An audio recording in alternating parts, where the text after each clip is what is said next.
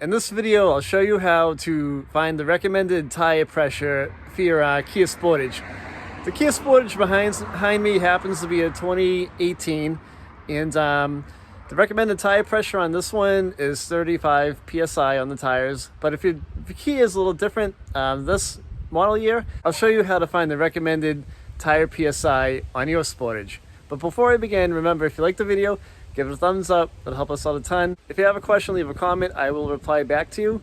And don't forget to subscribe to the channel. We've got a lot of great content coming out. So let's dive into this thing.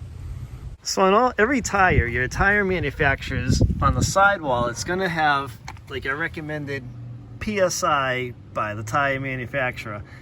So on this tire, it happens to be like a Krugen tire.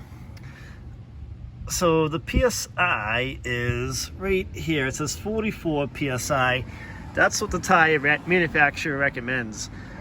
So usually on the vehicle itself, what the manufacturer, the vehicle recommends is usually a different PSI to make the vehicle ride its best.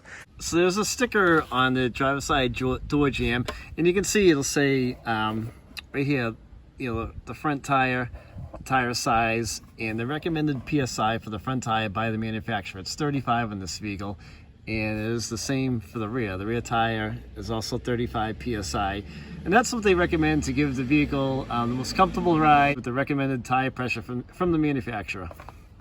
So I hope you guys liked the video. I hope this takes some of the guesswork out of it for you. If you have any questions, leave a comment. I will reply back to you. Don't forget to subscribe to the channel, give the video a thumbs up if you liked it, and thanks for checking us out.